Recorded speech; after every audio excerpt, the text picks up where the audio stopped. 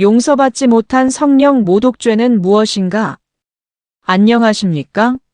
말씀이 사역하게 하라는 말씀 사역원입니다. 오늘도 주 안에서 평안하시기를 기도드립니다. 오늘은 용서받지 못한 성령 모독죄는 무엇인가? 이라는 주제로 함께 묵상하고자 합니다. 마가복음 3장 29절에서 30절을 읽겠습니다. 누구든지 성령을 모독하는 자는 영원히 사하심을 얻지 못하고 영원한 죄가 되느니라 하시니 이는 그들이 말하기를 더러운 귀신이 들렸다 함이러라. 성경에서 말씀한 예수님은 성령을 모독하는 죄는 신학적으로 매우 중요한 난제 가운데 하나로 그 본질을 이해하기 위해서는 무엇보다 본문의 문맥과 예수님의 말씀하신 상황을 함께 살펴보는 것이 필요합니다. 이 말씀은 예수님과 바리새인들 사이의 첨예한 갈등 속에서 선포된 경고의 말씀입니다. 성령을 모독하는 자란 개역판 성경에는 성령을 회방하는 자로 번역했습니다. 성령을 모독 또는 회방하다는 단어는 중상하다, 비방하다, 모독하다라는 의미가 있습니다. 문맥으로 보면 예수님에게 더러운 귀신이 들렸다는 것이 성령의 모독죄로 말씀합니다. 이러한 모독하는 자는 영원히 사하심을 얻지 못합니다. 서기관들 혹은 율법학자들은 예수님이 귀신의 왕인 바알세불을 힘입어 귀신을 쫓아낸다는 것인데 이는 곧 사탄을 힘입어 귀신을 쫓아낸다는 것입니다.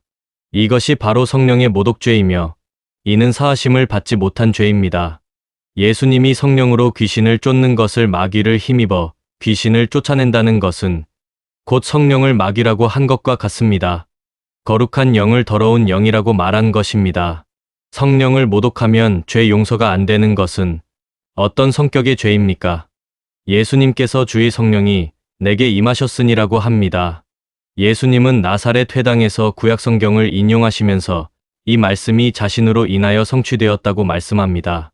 성령을 통한 예수님의 축기 사역은 구원 사역이었습니다. 이러한 구원 사역을 마귀의 사역이라고 말하자 이를 영원히 용서받지 못한 성령 모독죄라고 말씀합니다. 결국 예수 그리스도를 부인하는 죄라 할 수 있습니다. 구체적으로 본문의 전후 문맥을 살펴볼 필요가 있습니다. 당시 예수께서는 귀신 들려 눈 멀고 말 못하는 사람을 고치시는 기적을 행하셨습니다. 이를 본 무리들은 예수님이 메시아일 가능성을 생각하며 놀라워하였습니다. 그러나 바리새인들은 이 분명한 하나님의 역사를 인정하지 않았습니다. 오히려 예수께서 귀신의 왕 바알세불의 힘을 빌려 귀신을 쫓아낸다고 비난하였습니다. 그들은 기적 자체를 부정할 수 없었기에 그것을 악한 근원에서 나온 것으로 왜곡해버린 것입니다. 이러한 상황 속에서 예수께서는 성령을 모독하는 죄에 대해 말씀하셨습니다. 성령은 인간을 죄에서 돌이켜 하나님께로 인도하시는 분으로서 죄와 의와 심판에 대해 깨닫게 하시는 사역을 감당하십니다. 다시 말해 성령은 인간이 회개하고 구원에 이르도록 역사하시는 하나님의 영이십니다. 그런데 바리새인들은 이 성령의 분명한 역사를 보고도 그것을 거부할 뿐 아니라 오히려 악한 것으로 규정하였습니다. 이는 단순한 무지나 실수가 아니라 진리를 의도적으로 거부하고 왜곡하는 태도였습니다. 이러한 맥락에서 성령을 모독하는 죄란 단순한 말 한마디나 일시적인 불신을 의미하지 않습니다. 그것은 하나님의 영의 역사에 대한 명백한 증거가 있음에도 불구하고 그것을 지속적으로 거부하며 반대하고 심지어 악한 것으로까지 규정하는 완고한 태도를 가리킵니다. 이 죄는 한 번의 행위가 아니라 점진적으로 마음이 굳어져 가는 과정 속에서 형성되는 상태라고 볼 수 있습니다.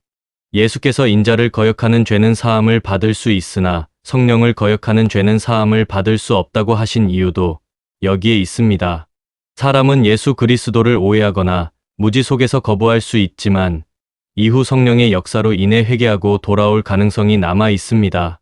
그러나 성령의 역사 자체를 끝까지 거부하게 되면 더 이상 회개로 이끄는 통로가 차단됩니다. 결국 용서받지 못하는 이유는 하나님께서 용서를 거부하시기 때문이 아니라 인간이 스스로 회개할 수 없는 상태에 이르기 때문입니다. 성령을 의지하여 주 예수 그리스도 안에서 평안한 삶을 누리시기를 주님의 이름으로 축원합니다. 이상은 말씀 사역원의 말씀이 사역하게 하라였습니다. 감사합니다.